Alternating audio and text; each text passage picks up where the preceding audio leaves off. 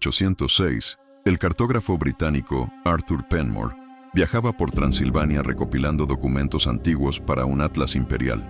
Su interés no eran castillos ni leyendas locales, sino los archivos civiles, mapas, registros de propiedad, rutas comerciales. Pero el 14 de septiembre, mientras inspeccionaba un pequeño pueblo llamado Radachina, encontró algo que transformaría su pasión en una obsesiva pesadilla que se prolongaría más allá de su propia vida.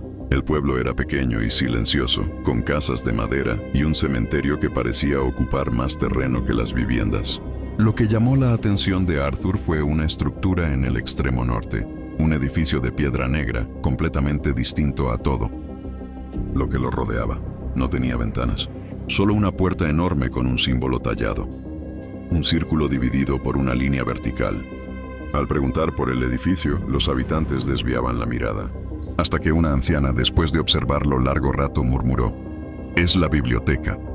«Pero no abre ahora», Arthur insistió. «¿Cuándo abre?» «Cuando ella quiere», respondió la mujer.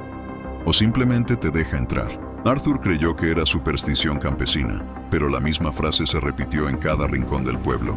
Al caer la tarde, decidió examinar el edificio más de cerca. La puerta estaba fría, incluso en un día templado. No tenía cerradura visible, no tenía bisagras. Parecía una losa monolítica. Sin embargo, al apoyar la mano en la superficie, Arthur sintió una vibración muy leve, como un latido enterrado en la piedra. Esa noche, en la posada, el dueño le reveló algo entre susurros. «Dicen que la biblioteca aparece cada 117 años. No es que abra, es que regresa.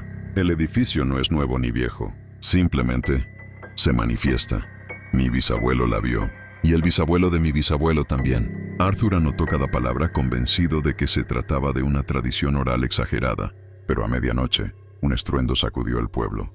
Los perros ladraron, la tierra tembló, y un brillo azul emergió desde la colina del edificio. Arthur corrió hacia allí. La puerta estaba abierta, no del todo, apenas una rendija, pero suficiente para que una luz blanca escapara hacia el exterior. La vibración que antes sintió ahora era un murmullo continuo, como cientos de páginas pasando al mismo tiempo. Decidió entrar, impulsado por una mezcla de curiosidad científica y el miedo primitivo a lo desconocido. El interior desafiaba toda lógica. El edificio, que por fuera tenía el tamaño de una gran habitación, por dentro era inmenso. Pasillos infinitos, estanterías tan altas que se perdían en la oscuridad, escaleras que subían hacia pisos imposibles. Y libros, miles de libros. Algunos encuadernados en cuero antiguo, otros en materiales desconocidos, brillantes, extraños, casi metálicos. Al acercarse a una mesa central, vio un libro abierto. El título estaba escrito en un idioma que nunca había visto. Pero lo más inquietante era la fecha impresa en la primera página. Año 2084. Arthur se quedó inmóvil. «Esto es imposible», susurró. Cuando tocó la página, el papel emitió un leve chasquido eléctrico. Las letras se reorganizaron solas, como si el libro estuviera vivo. De pronto pudo leerlo. Las palabras cambiaron de forma hasta convertirse en inglés. El texto comenzaba así: «Registro del visitante Arthur Penmore. Primer acceso, 14 de septiembre de 1806. Arthur retrocedió horrorizado. «¿Cómo sabe mi nombre? ¿Cómo sabe que estoy aquí?» El libro siguió escribiendo. «Has llegado antes de tiempo. No deberías haber entrado sin ser llamado». El aire se volvió espeso. Las estanterías emitieron un zumbido grave, como si algo gigantesco despertara. Una sombra se movió entre los pasillos. Arthur corrió hacia la puerta. Pero cuando intentó salir, la rendija se cerró de golpe. La biblioteca habló. No con una voz humana, sino con un sonido que reverberó en todos los muros, como un suspiro profundo. «Tu tiempo no coincide. Aún no te corresponde acceder a estos registros». Arthur golpeó la puerta. «Déjenme salir». «No quiero nada de esto». Una página del libro se desprendió y flotó hasta él. Contenía un mapa, pero no de Transilvania. Era un mapa del mismo pueblo, en ruinas, fechado en 1923, más de un siglo después. «Este es tu riesgo», decía la nota. «Leer demasiado antes de que ocurra». La vibración aumentó. El suelo tembló. Las estanterías comenzaron a cerrarse, como si la biblioteca quisiera tragarse su contenido y desaparecer de nuevo. Arthur sintió que el aire se curvaba, como si el tiempo se plegara alrededor de él. Entonces la puerta volvió a abrirse de golpe. Los habitantes del pueblo estaban afuera, sosteniendo lámparas, gritando su nombre. La biblioteca expulsó a Arthur como una ráfaga de viento y la puerta se cerró detrás de él. En cuestión de segundos, el edificio se desvaneció en el aire, dejando solo un círculo de hierba quemada. Arthur cayó de rodillas temblando. Los días siguientes fueron los más difíciles de la vida de Arthur Penmore. El pueblo de Redachina lo observaba con una mezcla de lástima y temor, como si hubiera contraído una enfermedad invisible pero mortal. La anciana que le habló sobre la biblioteca no volvió a dirigirle la palabra. El posadero evitaba mirarlo a los ojos. Los niños corrían para evitarlo cuando lo veían caminar por las calles polvorientas. Arthur intentó racionalizar lo ocurrido. Quizás había inhalado algún tipo de gas del subsuelo. Quizás sufrió una alucinación colectiva inducida por hongos en el pan local. Pero la evidencia física era innegable. Sus ropas olían a papel antiguo y algo metálico que no podía identificar. En su bolsillo encontró fragmentos de una sustancia cristalina que no se disolvía en agua ni ardía en fuego. Y en su cuaderno de notas, escrito con su propia letra pero sin que recordara haberlo hecho, había un esquema del interior de la biblioteca con anotaciones precisas sobre la disposición de las estanterías. Lo más perturbador era el mapa de las ruinas. Lo había guardado, doblado cuidadosamente, en el forro interno de su chaqueta. Por las noches lo desplegaba sobre la mesa de su habitación en la posada y lo estudiaba bajo la luz vacilante de una vela. El nivel de detalle era asombroso. Cada casa del pueblo aparecía marcada, pero transformada en escombros. El cementerio estaba expandido, con hileras de tumbas nuevas. Y en el centro del pueblo, donde ahora se alzaba la iglesia de madera, había un cráter negro con la inscripción: Origen, 15 de marzo de 1923, 03:47 horas. ¿Qué significaba? ¿Un terremoto? ¿Una explosión? ¿Una guerra? Arthur conocía la historia europea lo suficiente como para saber que 1923 quedaba lejos de cualquier conflicto importante conocido en su época. Pero la biblioteca le había mostrado esa fecha por alguna razón. ¿Era una advertencia o simplemente una demostración de poder? Decidió quedarse en Redachina, no por valentía, sino por una compulsión que no podía explicar. Era porque necesitaba entender. Necesitaba saber si el mapa era una profecía o una mentira elaborada. Y en el fondo, una parte oscura de su mente anhelaba volver a entrar en la biblioteca. Pasó semanas interrogando a los ancianos del pueblo. La mayoría se negaba a hablar, pero algunos, los muy viejos o los muy borrachos, compartían fragmentos de historias transmitidas de generación en generación desde tiempos inmemoriales. Un hombre de casi 90 años, con los ojos nublados por cataratas, le contó que su tatarabuelo había entrado en la biblioteca en 1689. «Salió diferente», dijo el anciano. Ya no era el mismo. Hablaba de cosas que aún no habían pasado. Predijo la muerte del patriarca de la iglesia 3 años antes de que ocurriera. Predijo la sequía de 1693, pero también predijo su propia muerte. Y cuando llegó el día, simplemente se acostó y dejó de respirar, como si hubiera estado esperando ese momento toda su vida. «¿Qué vio dentro?», preguntó Arthur. «No lo sé. Nunca habló de eso. Pero escribió algo antes de morir, un testamento extraño. Decía que la biblioteca no era un edificio, era una cicatriz. Un lugar donde el tiempo se había roto y ahora sangraba información hacia todos los siglos a la vez». Arthur sintió un escalofrío. «¿Dónde está ese testamento?». Lo quemó el cura en 1702. Dijo que era herejía, pero el anciano sacó de su bolsillo un pequeño trozo de papel amarillento. «Esto es todo lo que queda. Mi padre lo salvó del fuego». Arthur leyó las palabras escritas en rumano antiguo, que apenas podía traducir. La biblioteca no guarda libros, guarda consecuencias. Cada volumen es una vida futura escrita por decisiones presentes. No leas lo que aún no has vivido, o vivirás solo para confirmar lo que ya está escrito. Las palabras resonaron en la mente de Arthur durante días. ¿Significaba eso que el mapa era inevitable? ¿Que Redachina estaba condenada sin importar lo que él hiciera? ¿O acaso su simple conocimiento del evento futuro era parte de la cadena de causalidad que lo haría posible? Comenzó a obsesionarse con la fecha, 15 de marzo de 1923. Calculó que faltaban 117 años exactos desde su visita, el mismo intervalo que separaba las apariciones de la biblioteca. ¿Coincidencia? No podía serlo. Arthur abandonó Redachina a finales de octubre de 1806, no porque quisiera, sino porque el invierno de los Cárpatos era mortal para los extranjeros desprevenidos. Prometió volver en primavera, pero en el fondo sabía que huía. Huía del círculo de hierba quemada que aún permanecía en la colina. Norte huía de las miradas de los aldeanos. Huía de sí mismo.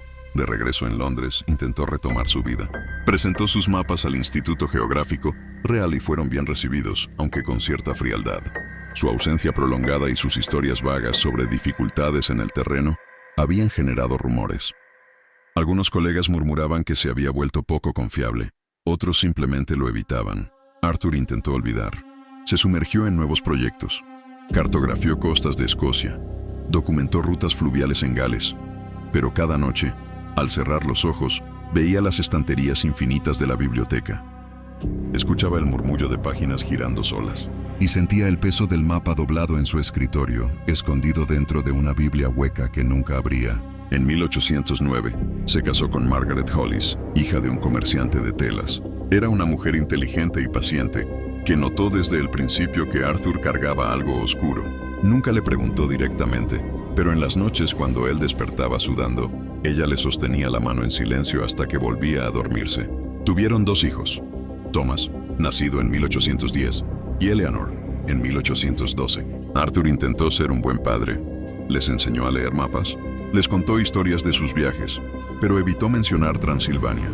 Evitó mencionar, por supuesto, la biblioteca. Y cuando Thomas, a los 7 años, encontró el mapa escondido y preguntó qué era, Arthur se lo quitó con tanta brusquedad que el niño lloró durante horas. Margaret confrontó a Arthur esa noche. ¿Qué es lo que guardas? ¿Qué es lo que no me dices? Arthur estuvo a punto de contarle todo. Las palabras estaban en su garganta. Pero al mirar los ojos preocupados de su esposa solo pudo decir, es algo que vi. Algo que no debería haber visto. Y tengo miedo de que, si lo comparto, se vuelva más real.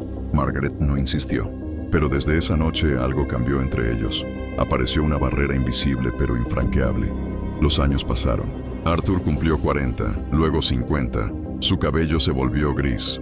Sus manos desarrollaron el temblor característico de los cartógrafos viejos. Dejó de viajar y se convirtió en profesor en una pequeña academia de geografía en Kensington. Sus clases eran meticulosas pero sin pasión, como si estuviera cumpliendo una obligación en lugar de compartir una pasión. En 1834, Margaret murió de tuberculosis. Arthur quedó destrozado, pero también extrañamente aliviado. Ya no tendría que esconder su obsesión y no tendría que fingir normalidad. Comenzó a escribir, no mapas, sino un manuscrito, un relato detallado de lo que había ocurrido en Radashina. Lo tituló Notas sobre una anomalía temporal observada en los Cárpatos Orientales, año 1806. Escribió cada detalle que recordaba, la descripción de la biblioteca, las palabras que aparecieron en el libro autoescrito, el mapa de las ruinas. Todo. Envió copias a instituciones académicas, a sociedades científicas, a periódicos. Ninguno respondió. O peor, respondieron con rechazo cortés o burla abierta. Uno de sus antiguos colegas le escribió una carta particularmente cruel. Estimado Penmore, su mente antes brillante parece haber sucumbido a fantasías propias de novelistas baratos. Sugiero que busque tratamiento médico antes de continuar exponiendo su reputación al ridículo. Fue el último intento de Arthur de ser tomado en serio. En 1840, a los 62 años, fue declarado mentalmente inestable después de un incidente en la academia, donde, en medio de una clase sobre cartografía topográfica, comenzó a gritar que el futuro estaba predestinado y que todos eran personajes en un escenario que aún no había aparecido, pero que cuyo libreto siempre había existido.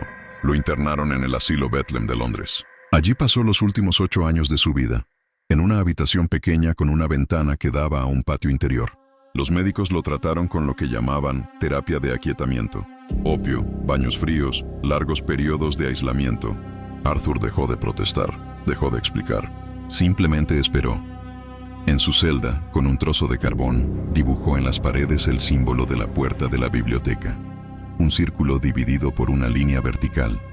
Lo repitió cientos de veces, hasta que toda la habitación estuvo cubierta por ese mismo signo. Sus hijos, ya adultos, lo visitaban ocasionalmente. Thomas se había convertido en abogado. Eleanor se había casado con un médico de Bath. Ambos miraban a su padre con tristeza y vergüenza, no entendían, y Arthur ya no intentaba hacerles entender. El 12 de marzo de 1848, 3 días antes de la fecha que había visto en el mapa 75 años atrás, Arthur Penmore murió en su celda. El certificado de defunción citó deterioro mental avanzado y fallo cardíaco. Sus hijos organizaron un funeral discreto. Fue enterrado en una tumba sin nombre en el cementerio de la parroquia local. La historia de Arthur Penmore debería haber terminado ahí, pero no fue así. En la primavera de 1923, Radachina ya no era el pueblo silencioso que Arthur había conocido. El mundo había cambiado. La Gran Guerra había terminado 5 años antes, dejando cicatrices en toda Europa. Transilvania ahora formaba parte de Rumania, tras el colapso del Imperio Austrohúngaro y del Otomano. El pueblo se había expandido ligeramente. Ahora tenía una estación de telégrafo, una pequeña oficina postal y una escuela de 2 aulas. Pero, como en todos lados, algunos lugares no cambian nunca. El cementerio seguía siendo desproporcionadamente grande. Las casas antiguas de madera permanecían. Y en la colina norte, el círculo de hierba quemada aún era visible para quienes sabían dónde y qué buscar. Los habitantes más ancianos aún contaban historias sobre la biblioteca. Pero para los jóvenes, nacidos después del cambio de siglo, eran solo cuentos de abuelos, supersticiones de una época más ignorante. Nadie esperaba lo que ocurrió el 14 de marzo de 1923. A las 11 de la noche, el suelo tembló. Fue un temblor leve, apenas perceptible, pero suficiente para despertar a algunos aldeanos. Los perros comenzaron a ladrar. Los caballos en los establos se pusieron nerviosos. Y en la colina norte, una luz azul comenzó a emerger de la tierra, como si algo enterrado profundamente hubiera decidido abrirse camino hacia la superficie. Para la medianoche, el edificio había regresado. Era exactamente como lo describían las historias: piedra negra, sin ventanas, con el símbolo del círculo dividido en 2 tallado en la puerta. Pero esta vez era diferente. La estructura emitía un zumbido constante, como electricidad contenida, y la luz que escapaba de las grietas entre las piedras no era blanca, sino de un azul intenso y pulsante. Los aldeanos se reunieron en la plaza del pueblo. Algunos querían huir, otros querían investigar. Los más ancianos simplemente se santiguaban y murmuraban oraciones que mezclaban cristianismo ortodoxo con invocaciones más antiguas. Palabras en un dialecto que ni ellos mismos comprendían completamente. Fue Ioan Popescu, el maestro de escuela de 32 años, quien decidió acercarse. Era un hombre racional, educado en Bucarest, que no creía en maldiciones ni en edificios mágicos. Para él debía haber una explicación geológica o arqueológica. Quizás una cámara subterránea había colapsado, exponiendo ruinas antiguas. Quizás gases del subsuelo creaban efectos luminosos. Llevó consigo una linterna de queroseno y un cuaderno. Varios aldeanos lo siguieron a distancia prudente. Al llegar a la colina, Ioan tocó la puerta. Estaba fría, tan fría que sintió que sus dedos se adhirieron momentáneamente a la superficie. El símbolo tallado parecía brillar levemente desde dentro, y entonces, sin que nadie la empujara, la puerta comenzó a abrirse. No hacia afuera, como esperaba Ioan, sino deslizándose hacia un lado, como si la piedra fuera líquida reorganizándose. Del interior emergió el mismo olor que Arthur había percibido más de un siglo antes. Papel antiguo mezclado con algo metálico y extraño. Ioan entró. El interior era exactamente como Arthur lo había descrito en su manuscrito perdido. Pasillos infinitos, estanterías que desafiaban las leyes de la física, escaleras imposibles. Pero ahora había algo más, había personas, o lo que parecían ser personas. Figuras translúcidas que caminaban entre las estanterías, tomando libros, leyendo, escribiendo. No parecían notar a Ioan. O quizás él no existía en la misma dimensión temporal que ellos. En la mesa central, exactamente donde Arthur había encontrado el libro con su nombre, ahora había otro volumen abierto. Ioan se acercó, fascinado y aterrorizado a partes iguales. El libro estaba escrito en rumano. El título decía: Registro del incendio, 15 de marzo de 1923. Ioan sintió que el aire abandonaba sus pulmones. Leyó la primera página. Era un informe detallado, escrito como si fuera un documento oficial, describiendo un incendio que comenzaría a las 3:47 de la madrugada siguiente. El punto de origen estaba marcado: la iglesia de madera del pueblo. La causa: una linterna de queroseno dejada encendida demasiado cerca de cortinas viejas, por un visitante nocturno que entró en la iglesia buscando comprensión sobre lo que había visto en la colina norte. Ioan miró su propia linterna. El libro continuaba. Describía cómo el fuego se extendería rápidamente por las estructuras de madera, cómo el viento del este, inusualmente fuerte esa noche, alimentaría las llamas. Como 37 personas morirían, incluyendo 14 niños que quedaron atrapados en la escuela, donde sus familias los habían refugiado pensando que el edificio de piedra resistiría. Y al final del registro, había una nota escrita en una tinta diferente, más oscura. El lector de este texto es Ioan Popescu, maestro de escuela. Su decisión de entrar en la biblioteca es el primer eslabón de la cadena. Su presencia aquí confirma que el evento ocurrirá, no porque esté predeterminado, sino porque el acto de leer sobre el futuro crea la ansiedad y la distracción necesarias para que el futuro se manifieste. Esto es lo que significa ser un lector de la biblioteca, convertirse en instrumento de aquello que uno intenta comprender. Ioan cerró el libro violentamente. No, susurró. No, esto no puede ser real. Pero cuando miró a su alrededor, las figuras translúcidas se habían vuelto más sólidas. Y ahora lo observaban. Una de ellas, un hombre con ropas de otra época, se acercó. Ioan reconoció la descripción de las historias. Arthur Penmore, el cartógrafo británico. No era completamente sólido, era como una imagen reflejada en agua turbulenta. Pero habló y su voz fue clara. No intentes evitarlo. Yo lo intenté. Pasé mi vida intentando advertir, cambiar, prevenir. Solo conseguí volverme loco. La biblioteca no predice el futuro, lo documenta mientras ocurre, en todos los tiempos simultáneamente. Somos nosotros los que leemos, quienes lo hacemos real al reaccionar ante él. Ioan retrocedió. ¿Cómo puedes estar aquí? Moriste hace 75 años. Aquí no hay muerte, respondió Arthur. Solo información. Soy un registro tanto como los libros, y tú también lo serás, si no sales ahora. Ioan corrió hacia la puerta, pero al salir tropezó. La linterna cayó de su mano. El cristal se rompió. El queroseno se derramó, pero no se encendió. Todavía. Bajó corriendo la colina, gritando a los aldeanos que volvieran a sus casas. Que no se acercaran al edificio, que no entraran. Algunos lo escucharon. Otros pensaron que se había vuelto loco. Como el inglés del que hablaban las historias. Ioan no durmió esa noche. Se quedó en la plaza, vigilando la colina. La biblioteca seguía brillando, pero la puerta se había cerrado. A las 3 de la madrugada, agotado y confundido, caminó hacia la iglesia. Necesitaba rezar, necesitaba pensar, comprender si lo que había leído era real o una alucinación elaborada. Entró en la iglesia, hacía frío, encendió velas, se arrodilló. Intentó orar, pero las palabras no llegaban. Solo podía pensar en el libro. En las 37 muertes, en su propio nombre escrito como el primer eslabón. No se dio cuenta de que había dejado una de las velas demasiado cerca del mantel del altar. No notó que una corriente de aire la hizo inclinarse. No vio cómo la llama tocó la tela vieja y seca. Cuando finalmente percibió el olor a humo, ya era demasiado tarde. En la mesa central, exactamente donde Arthur había encontrado el libro con su nombre, ahora había otro volumen abierto. Ioan se acercó, fascinado y aterrorizado a partes iguales. El libro estaba escrito en rumano. El título decía: Registro del incendio, 15 de marzo de 1923. Ioan sintió que el aire abandonaba sus pulmones. Leyó la primera página. Era un informe detallado, escrito como si fuera un documento oficial, describiendo un incendio que comenzaría a las 3:47 de la madrugada siguiente. El punto de origen estaba marcado: la iglesia de madera del pueblo. La causa: una linterna de queroseno dejada encendida demasiado cerca de cortinas viejas por un visitante nocturno que entró en la iglesia buscando comprensión sobre lo que había visto en la colina norte. Ioan miró su propia linterna. El libro continuaba. Describía cómo el fuego se extendería rápidamente por las estructuras de madera, cómo el viento del este, inusualmente fuerte esa noche, alimentaría las llamas. Como 37 personas morirían, incluyendo 14 niños que quedaron atrapados en la escuela donde sus familias los habían refugiado, pensando que el edificio de piedra resistiría. Y al final del registro, había una nota escrita en una tinta diferente, más oscura.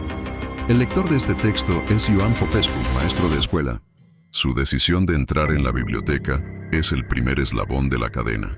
Su presencia aquí confirma que el evento ocurrirá. No porque esté predeterminado, sino porque el acto de leer sobre el futuro crea la ansiedad y la distracción necesarias para que el futuro se manifieste. Esto es lo que significa ser un lector de la biblioteca, convertirse en instrumento de aquello que uno intenta comprender. Ioan cerró el libro violentamente. No, susurró. No, esto no puede ser real. Pero cuando miró a su alrededor, las figuras translúcidas se habían vuelto más sólidas. Y ahora lo observaban. Una de ellas, un hombre con ropas de otra época, se acercó. Ioan reconoció la descripción de las historias.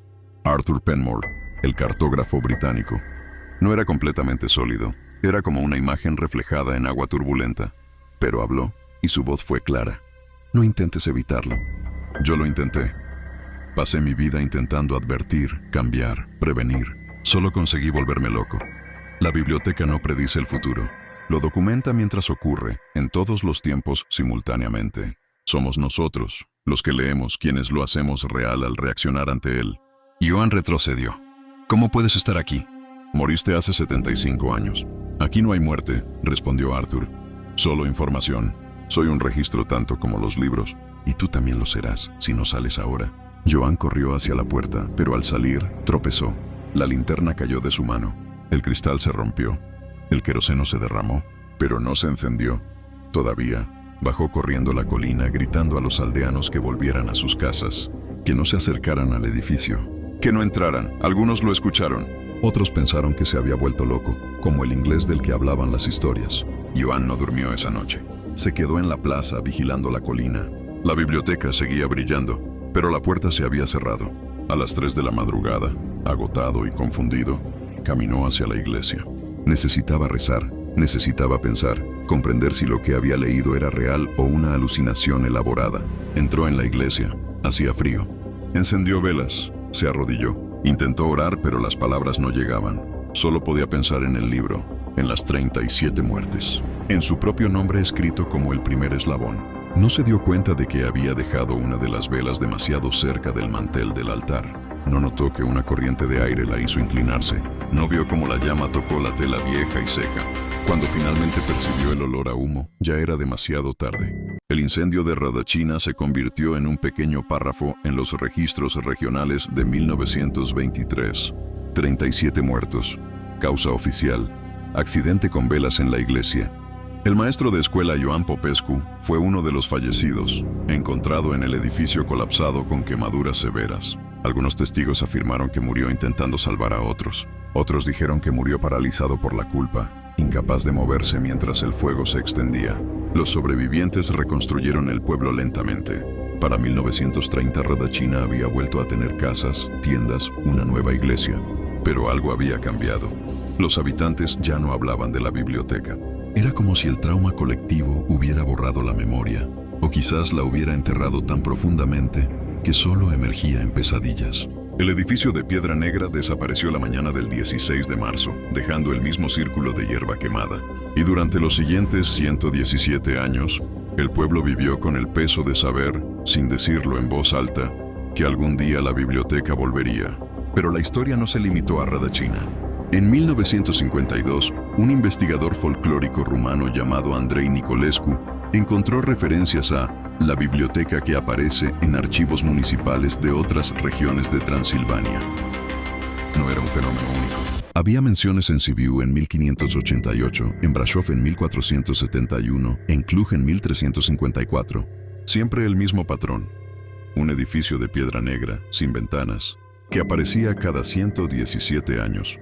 Permanecía visible durante un día y una noche, y luego desaparecía. Nicolescu se obsesionó con el tema. Viajó por toda Transilvania recopilando testimonios, leyendas, fragmentos de documentos antiguos. Descubrió que en cada aparición alguien entraba.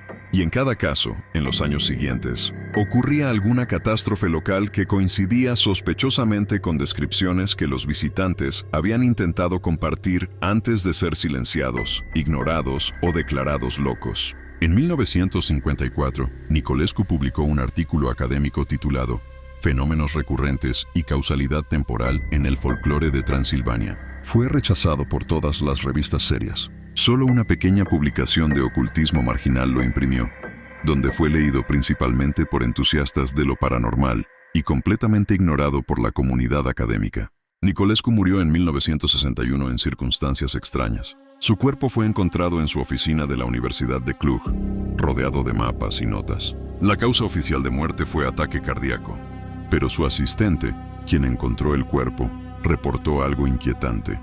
Las paredes de la oficina estaban cubiertas con el mismo símbolo, dibujado cientos de veces con carbón. Un círculo dividido por una línea vertical, exactamente como Arthur Penmore había hecho en su celda del asilo más de un siglo atrás. Los papeles de Nicolescu fueron archivados en el sótano de la universidad. Durante décadas nadie los consultó. Hasta 2019, cuando una estudiante de doctorado llamada Elena Dumitrescu Los encontró mientras investigaba el folclore regional para su tesis. Elena era escéptica por naturaleza. No creía en maldiciones ni en profecías, pero los patrones que encontró en los documentos de Nicolescu eran innegables. Las fechas coincidían con precisión matemática. Los testimonios de diferentes siglos describían exactamente el mismo fenómeno. Y lo más perturbador, había una progresión. Cada aparición de la biblioteca parecía estar documentando eventos cada vez más catastróficos. En 1354 fue una plaga local. En 1471 un colapso económico regional. En 1588 una revuelta sangrienta. En 1705 una hambruna. En 1806 y 1923 incendios devastadores. Elena calculó la próxima fecha, 15 de marzo de 2040. Apenas 20 años en el futuro desde su presente. Elena publicó su investigación en 2020. Fue un artículo académico riguroso, bien documentado, lleno de notas al pie y referencias cruzadas. Fue completamente ignorado, o peor que ignorado, fue ridiculizado. Los comentarios en foros académicos fueron despiadados. Folclore presentado como fenomenología, escribió un crítico.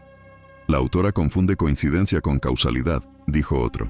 Uno particularmente cruel sugirió que Elena debería considerar cambiar su campo de estudio a literatura fantástica, donde este tipo de especulación es apropiada.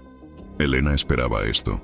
Lo que no esperaba era la llamada telefónica que recibió 3 semanas después de la publicación. Era un hombre mayor, con acento británico, que se identificó como Thomas Penmore Hollis, heredero directo de Arthur Penmore. Había leído el artículo de Elena después de que un servicio de alertas académicas le notificara la mención del nombre de su ancestro. Mi familia ha guardado silencio sobre esto durante 5 generaciones, le dijo a Elena.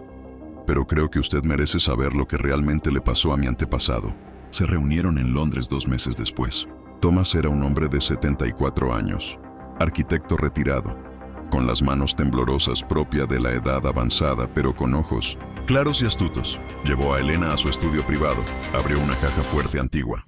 Esto nunca ha sido mostrado fuera de la familia, dijo, sacando un sobre de cuero gastado. Mi padre me lo dio cuando cumplí 50 años. Me hizo prometer que lo mantendría en secreto hasta que alguien más descubriera la verdad por su cuenta. Dentro del sobre había 3 cosas. El mapa que Arthur había traído de Radacina, todavía perfectamente preservado después de más de 200 años. El manuscrito completo de Arthur sobre la biblioteca, que se creía perdido. Y algo más inquietante, una carta fechada en 1847, un año antes de su muerte, escrita con letra temblorosa pero legible. Elena leyó la carta en voz alta, con las manos temblorosas. A quien encuentre esto después de mi muerte, he pasado 40 años intentando comprender lo que vi. He llegado a una conclusión terrible. La biblioteca no es un edificio, es una intersección. Un punto donde todas las líneas temporales se cruzan y se vuelven observables simultáneamente. Dentro de ella, vi libros del futuro porque dentro de ella no hay presente ni pasado. Solo hay información existiendo en todas direcciones a la vez. El error fue creer que esa información podía ser usada para cambiar algo. Pero no se puede. Porque el acto de observar el futuro es parte del pasado que lo crea. Yo vi el incendio de 1923. Al verlo me obsesioné. Al obsesionarme escribí sobre ello. Al escribir sobre ello planté las semillas de la idea en el mundo. Y ahora, aunque yo esté muerto mucho antes de 1923, mi advertencia existirá como documento. Alguien la encontrará, alguien irá a verificar. Y ese alguien, intentando prevenir el desastre, se convertirá en el instrumento que lo haga posible. Este es el verdadero horror de la biblioteca. No muestra futuros inevitables. Muestra futuros que se vuelven inevitables porque fueron vistos. Si estás leyendo esto ya es demasiado tarde para ti también. Ya formas parte de la cadena. La única pregunta es, ¿qué viste? ¿Y qué catástrofe estás ahora destinado a causar al intentar prevenirla? Mi consejo, que sé que no seguirás porque yo no lo hubiera seguido. No vayas a Radacina en 2040. No entres si la biblioteca aparece. Y sobre todo, no intentes advertir a nadie. Porque las advertencias son el mecanismo. Las advertencias son lo que hace que todo se vuelva real. Arthur Penmore, Asilo Bethlehem, Londres, 12 de febrero de 1847. Elena sintió que la habitación giraba a su alrededor. Thomas la observaba con una mezcla de compasión y resignación. ¿Entiendes ahora?, preguntó suavemente. Mi familia ha cargado con este conocimiento durante generaciones. Sabemos lo que pasará en 2040, o al menos sabemos que algo pasará. Y sabemos que no podemos hacer nada al respecto sin convertirnos en parte del problema. Pero Elena buscaba las palabras. Si simplemente no vamos. Si nadie entra en la biblioteca cuando aparezca. Si rompemos el ciclo, ¿crees que nadie lo ha intentado? Thomas sacudió la cabeza. Mi tatarabuelo, el hijo de Arthur, intentó comprar el terreno en Radacina en 1870. Quería construir algo permanente sobre el círculo. Murió en el viaje, de cólera, antes de llegar. Mi abuelo intentó publicar advertencias en periódicos rumanos en 1920. Fueron ignoradas o censuradas. Mi padre intentó contactar al gobierno rumano en 1938. La Segunda Guerra Mundial interrumpió todo. Cada generación intenta intervenir. Y cada intento simplemente añade otra capa de complejidad que garantiza que el evento ocurra. Es como, buscó una analogía, como intentar evitar que tu sombra te siga dándote la vuelta rápidamente. El acto de intentarlo es lo que lo hace imposible. Elena se quedó en silencio durante largos minutos. Finalmente preguntó, ¿qué crees que pasará en 2040? Thomas cerró los ojos. No lo sé, pero sé que será peor que un incendio en un pueblo pequeño. La escala ha ido aumentando, y 2040 abrió los ojos, que ahora mostraban miedo genuino. Vivimos en un mundo con armas nucleares, pandemias, cambio climático, inteligencia artificial. Las catástrofes posibles son de magnitud global. Si la biblioteca documenta algo en 2040, podría ser... No terminó la frase, no necesitaba hacerlo. El círculo se cierra. Elena pasó los siguientes años en un estado de conflicto interno. Una parte de ella, la académica racional, intentaba desacreditar todo lo que había descubierto. Buscaba explicaciones alternativas, coincidencias, errores en los registros históricos. Pero la evidencia era demasiado consistente, los patrones demasiado precisos, las fechas demasiado exactas. La otra parte de ella, la parte que había sentido la verdad visceral al leer la carta de Arthur, sabía que todo era real. Y esa parte estaba aterrorizada. Intentó continuar con su vida normal. Completó su doctorado en 2022. Consiguió un puesto de profesora asociada en folclore comparativo en la Universidad de Bucarest. Se casó con un colega, un historiador llamado Mihai, que encontraba encantadora su obsesión con las bibliotecas mágicas, pero que claramente no la tomaba en serio. Pero Elena no podía dejar el tema. En privado, continuaba investigando. Recopiló cada mención de la biblioteca que pudo encontrar. Creó bases de datos, analizó patrones. Intentó predecir qué tipo de evento podría ocurrir en 2040. Y lentamente, una teoría comenzó a formarse en su mente. Una que le congeló la sangre. Todas las catástrofes anteriores habían sido locales o regionales, pero cada una había tenido repercusiones más amplias de lo que los registros históricos iniciales sugerían. La plaga de 1354 había debilitado la región lo suficiente como para facilitar invasiones posteriores. El colapso económico de 1471 había desestabilizado rutas comerciales importantes. La revuelta de 1588 había sido el primer indicio de tensiones que eventualmente desmantelarían estructuras políticas más grandes. La hambruna de 1705 había forzado migraciones masivas. Los incendios de 1806 y 1923, aunque parecían pequeños en escala, habían ocurrido en momentos de transición histórica crítica. ¿Y si la biblioteca no documentaba solo eventos locales? ¿Y si documentaba puntos de inflexión? Momentos específicos donde decisiones individuales catalizaban cambios sistémicos más grandes. Elena escribió todo esto en un nuevo artículo, más cauteloso en su lenguaje, más académico en su presentación. Lo tituló Puntos de bifurcación temporal en el folclore de Europa del Este. Análisis de narrativas de predestinación y causalidad circular. Lo envió a revistas. Fue rechazado 4 veces antes de que una publicación oscura de estudios culturales lo aceptara en 2025. Esta vez hubo menos burlas. Algunos académicos lo encontraron interesante desde una perspectiva narrativa y lógica. Otros lo citaron en estudios sobre mitología del tiempo, pero nadie lo tomó como algo más que análisis de historias, excepto una persona. En octubre de 2025, Elena recibió un correo electrónico de alguien que se identificaba solo como MB. El mensaje era breve. Profesora Dumitrescu, su trabajo sobre los patrones de Radacina es más preciso de lo que imagina. No estoy en libertad de explicar cómo lo sé, pero puedo decirle esto. Hay otros que están vigilando, y hay razones por las que ciertos conocimientos han sido suprimidos a lo largo de los siglos, no por malicia, sino por necesidad. Algunos bucles causales no pueden ser rotos, solo contenidos. Por favor, considere dejar de publicar sobre este tema.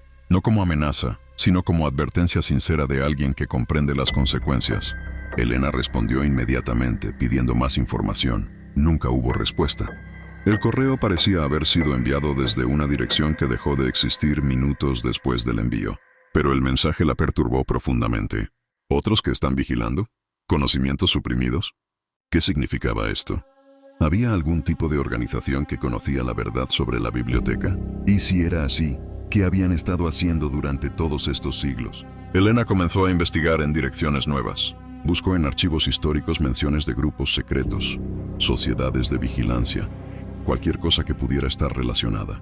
Encontró referencias vagas, una orden monástica en el siglo XV que supuestamente guardaba lugares de confluencia temporal, una sociedad académica vienesa del siglo XVIII dedicada a la contención de anomalías cronológicas, un departamento del gobierno austrohúngaro en el siglo XIX que investigaba fenómenos de causalidad invertida. Pero todos estos hilos terminaban abruptamente. Archivos destruidos o organizaciones disueltas. Individuos que desaparecían de registros históricos como si nunca hubieran existido. En 2028, Elena viajó nuevamente a Radachina. El pueblo se había reducido aún más. Solo 120 habitantes permanecían. La mayoría eran personas mayores de 70 años. Los edificios estaban deteriorados. La escuela había cerrado en 2026 por falta de estudiantes. La oficina postal operaba solo 2 días a la semana, pero el círculo en la colina norte permanecía ahí, esperando. Elena acampó allí durante una semana, tomando medidas, fotografías, muestras de suelo. No encontró nada inusual. Era solo un claro en el bosque, aunque perfectamente circular, donde la vegetación se negaba a crecer completamente. El último día, mientras empacaba su equipo, un niño apareció entre los árboles. No podía tener más de 8 años, con el pelo oscuro y ojos demasiado grandes para su cara delgada. La miró con intensidad inquietante. «Usted es la que escribe sobre la biblioteca», dijo, y no era una pregunta. Elena asintió sorprendida. «¿Cómo sabes eso?» «Mi bisabuela me contó. Antes de morir dijo que alguien vendría a hacer preguntas. También dijo que debía darle un mensaje». El niño sacó del bolsillo un papel doblado, amarillento y frágil. Elena lo tomó con cuidado. Estaba escrito en rumano antiguo, con tinta descolorida. La fecha en la parte superior decía 1923. Era una carta de Ioan Popescu escrita la noche antes del incendio, dirigida a quien venga a investigar en el futuro. Elena leyó, con las manos temblando. Si estás leyendo esto, significa que la biblioteca te ha llamado también. No con una voz, sino con curiosidad, con necesidad de saber. Entenderás pronto que intentar advertir no sirve. Intentar prevenir no sirve. Solo acelerarás lo que intentas evitar. Pero hay algo que puedes hacer. Algo que yo no pude. Cuando la biblioteca aparezca nuevamente, cuando sientas el impulso de entrar, resiste, no por miedo, sino por comprensión. La biblioteca busca testigos. Busca personas que documenten, que escriban, que hablen. Porque esos actos de documentación son los que crean las cadenas causales. Si simplemente no prestas atención, si simplemente vives tu vida como si no supieras, quizás entonces el ciclo se rompa. No porque prevengas el evento, sino porque dejas de ser el mecanismo que lo transmite hacia el futuro. Mi error fue entrar. Tu error está siendo leer esto. Pero aún hay tiempo para que tu error no se convierta en el error de otro. Ioan Popescu, país 13 de marzo de 1923, 11:47 p.m. Elena miró al niño. ¿Quién era tu bisabuela? María Popescu, la hija de Ioan.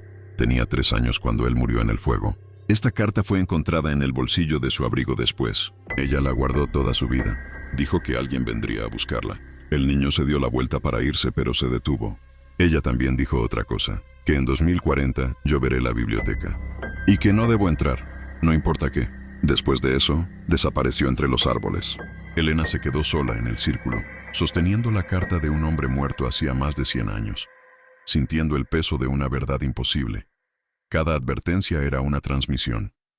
Cada intento de romper el ciclo era parte del ciclo. Y ella, con su investigación, sus publicaciones, sus viajes a Radachina, había hecho exactamente lo que todos los demás habían hecho antes. Se había convertido en un eslabón más de la cadena. Los años entre 2028 y 2040 pasaron con una velocidad que a Elena le pareció antinatural, como si el tiempo mismo se acelerara hacia un punto fijo inevitable. El mundo cambió dramáticamente en esa década. Una pandemia global en 2031 había matado a 17 millones de personas. Las tensiones geopolíticas se intensificaron cuando Rusia y la OTAN casi entraron en conflicto directo en 2034. El cambio climático aceleró, causando migraciones masivas desde regiones ecuatoriales. La inteligencia artificial alcanzó niveles de sofisticación que provocaron debates existenciales sobre su posible toma de conciencia y autonomía. Y a través de todo esto, Elena vivió con el conocimiento de que el 15 de marzo de 2040 algo pasaría en Radacina, o en algún lugar conectado a Radachina, o quizás en todas partes al mismo tiempo. Mihai, su esposo, había dejado de preguntarle sobre su obsesión. Después de 15 años de matrimonio, simplemente aceptaba que parte de la mente de Elena vivía en otro tiempo, otro lugar. Se divorciaron amigablemente en 2036. No hubo rencor, solo un reconocimiento mutuo de que Elena estaba casada con algo más grande y más oscuro que cualquier persona podía competir. Thomas Penmore Hollis murió en 2037, a los 91 años. Le dejó a Elena todos los documentos de la familia Penmore relacionados con la biblioteca. Una caja entera de cartas, diarios, intentos fallidos de diferentes generaciones de romper el ciclo. Era una cronología de desesperación hereditaria. Y entonces llegó 2040. Elena tenía 51 años. Era profesora titular ahora, respetada en su campo de folclore europeo, aunque considerada algo excéntrica por su insistencia en ciertos temas. Había publicado 3 libros, ninguno explícitamente sobre la biblioteca, pero todos orbitando sobre el tema de causalidades cíclicas en las diversas mitologías. El 10 de marzo, 5 días antes de la fecha, viajó a Radacina. El pueblo estaba casi abandonado, solo quedaban 43 habitantes permanentes. La mayoría de las casas estaban vacías. La iglesia, reconstruida después del incendio de 1923, había cerrado en 2038 por falta de feligreses. El cementerio, sin embargo, había seguido creciendo y seguía siendo desproporcionadamente grande para una población tan pequeña, como si acumulara muertos de múltiples líneas temporales. Elena alquiló una de las casas abandonadas y esperó. El 14 de marzo, temprano en la mañana, otros comenzaron a llegar. Primero fue un físico teórico japonés llamado Hiroshi Tanaka, de 58 años, que había desarrollado modelos matemáticos de recursión causal y había encontrado referencias a Radacina en documentos históricos. Luego una archivista brasileña, Lucía Santos, que había seguido el rastro de la biblioteca a través de registros coloniales portugueses que mencionaban estructuras temporalmente inestables en varias locaciones europeas. Después un programador estadounidense, Marcus Webb, que había creado una inteligencia artificial para detectar patrones en datos históricos, y la IA había señalado Radacina como un punto de singularidad informacional. Para el mediodía del 14 de marzo, había 17 personas en el pueblo, todos investigadores, todos siguiendo diferentes hilos, todos llegando a la misma conclusión desde disciplinas completamente diferentes. Se reunieron en la plaza vacía del pueblo. Elena reconoció la absurda ironía. Al intentar entender la biblioteca, al intentar romper el ciclo, habían creado exactamente el tipo de evento que la biblioteca documentaría. Una convergencia, un punto de decisión colectiva. Hiroshi fue el primero en expresarlo en voz alta. Somos el evento, ¿verdad? Nosotros, estando aquí, siendo 17 personas de diferentes partes del mundo, reunidas en este lugar específico, en esta fecha específica, somos la anomalía que la biblioteca va a documentar. Nadie respondió. No necesitaban hacerlo. A las 11:47 p.m., exactamente 117 años después de que Ioan Popescu entrara en la biblioteca por última vez, el suelo tembló. Esta vez fue más fuerte que en apariciones anteriores. Los pocos edificios que quedaban en pie crujieron. El cielo nocturno se iluminó con un resplandor azul que no venía de la colina norte, sino de todas direcciones simultáneamente, como si la realidad misma estuviera siendo atravesada por una luz desde otra dimensión. Y la biblioteca apareció, pero no solo en la colina norte.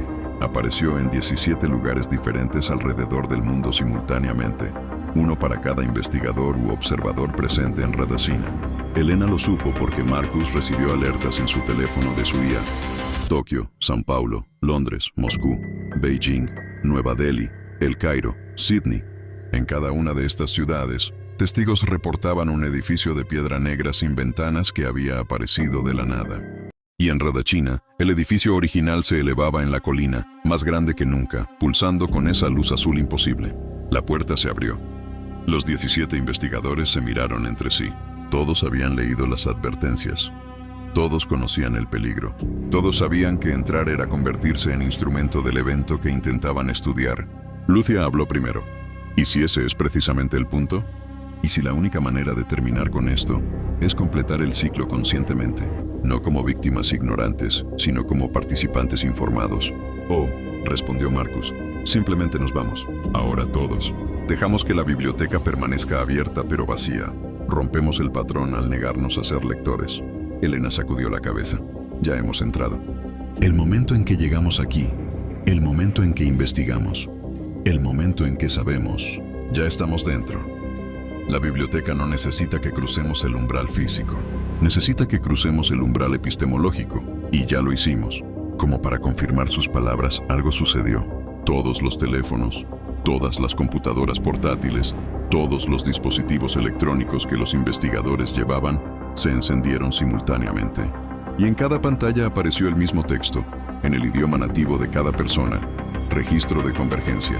14 de marzo de 2040. 23:47 horas. 17 testigos primarios. Evento catalítico. Identificación colectiva del mecanismo. Consecuencia. El conocimiento de la biblioteca se vuelve público y verificable. Efecto cascada. La humanidad desarrolla tecnología de observación temporal dentro de 47 años. Resultado final, colapso de causalidad lineal en 2087. Este mensaje es tanto advertencia como componente necesario del evento que advierte. Bienvenidos a la biblioteca. Siempre han estado dentro. Las pantallas se apagaron. Y entonces, la verdadera naturaleza de la biblioteca se reveló. No era un edificio. Nunca lo había sido. El edificio de piedra negra era solo una interfaz. Una metáfora física para algo mucho más abstracto y terrible. La biblioteca era el conjunto de todo el conocimiento humano sobre su propio futuro, existiendo simultáneamente como causa y efecto de sí misma. Cada vez que alguien la veía, cada vez que alguien documentaba su existencia, añadía información al sistema.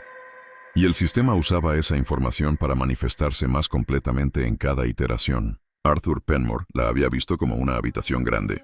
Ioan Popescu como una estructura de varios pisos. Ahora se manifestaba en 17 lugares simultáneamente, porque había 17 observadores conscientes. Y el mensaje era claro. Al llegar al punto donde la humanidad podía verificar colectivamente la existencia de la biblioteca, habían cruzado un umbral. El conocimiento ya no podía ser contenido. Se volvería público. Los gobiernos investigarían. Los científicos desarrollarían tecnologías basadas en este descubrimiento. Y en menos de 50 años, la humanidad tendría la capacidad de observar su propio futuro con precisión, lo cual destruiría la posibilidad misma de libre albedrío, o de causa y efecto lineal, o de cualquier cosa que hiciera que el tiempo funcionara como los humanos lo entendían. Elena sintió que algo se rompía en su mente, no de terror, sino de comprensión. Nos han estado manipulando desde el principio, dijo en voz alta. Cada advertencia de Arthur, cada carta de Ioan, cada investigación suprimida. Todo fue diseñado para llevarnos exactamente aquí, porque la biblioteca no documentaba futuros, nos cultivaba hacia un futuro específico. Hiroshi asintió lentamente. Un sistema de conocimiento que se perpetúa a sí mismo creando observadores que lo observan, como un virus computacional, completó Marcus, que se replica a sí mismo a través de la curiosidad humana. La puerta de la biblioteca seguía abierta, invitándolos a entrar. Pero ahora todos entendían que entrar o no entrar ya no importaba. Ya estaban dentro, siempre lo habían estado. Y el único escape posible era uno que ninguna mente humana había considerado antes: simplemente olvidar. Voluntariamente, conscientemente, completamente, olvidar todo lo que habían descubierto, destruir toda evidencia, borrar toda documentación y nunca, bajo ninguna circunstancia, escribir sobre ello nuevamente. Pero eso era imposible, porque ya habían publicado, ya habían hablado con otros, ya habían enviado correos electrónicos, subido artículos y compartido datos. El conocimiento ya se estaba propagando, y en algún lugar del futuro, en 2087, algo terrible esperaba. Algo que solo podía ocurrir si 17 personas se reunían en Radacina en marzo de 2040 y descubrían la verdad sobre la biblioteca. Habían completado su parte. El resto se desarrollaría inevitablemente, al parecer. Elena miró a sus compañeros. Todos tenían la misma expresión, horror mezclado con resignación. Entonces, ¿qué hacemos? preguntó Lucia. Nadie tenía respuesta. La biblioteca permaneció abierta durante exactamente 24 horas. Al amanecer del 16 de marzo de 2040, los 17 edificios alrededor del mundo se desvanecieron simultáneamente, dejando solo círculos de hierba quemada y preguntas que nadie podía responder satisfactoriamente. Los gobiernos intentaron suprimir la información. Fallaron. Era demasiado visible. Había ocurrido en demasiados lugares simultáneamente. Había sido fotografiado y filmado por demasiadas personas. En 2041, Naciones Unidas formó un comité especial para investigar fenómenos de estructura anómala temporal. En 2043, el proyecto fue clasificado como secreto. En 2045, 3 de los científicos líderes del proyecto desaparecieron sin rastro. Y Elena Dumitrescu, ahora con más edad, se retiró a una casa pequeña en las montañas de Rumania, donde pasó los siguientes años escribiendo un libro que sabía que nadie publicaría, que nadie leería, pero que necesitaba escribir de todas formas, porque ese era su papel, ser el siguiente eslabón en la cadena, esperando que alguien en 2157, cuando la biblioteca apareciera nuevamente, encontrara sus palabras y finalmente entendiera cómo romper el ciclo, aunque en su corazón sabía que esa persona solo añadiría otro eslabón más. La biblioteca siempre gana, porque la biblioteca no es un lugar, es el futuro mirándose a sí mismo en el espejo del pasado, y cada vez que alguien mira, el reflejo se vuelve un poco más real, hasta que un día, quizás en 2087, o quizás mucho después, el reflejo y la realidad finalmente se fusionen. Y entonces realmente todo habrá terminado, o comenzado, dependiendo de en qué dirección vaya entonces el tiempo.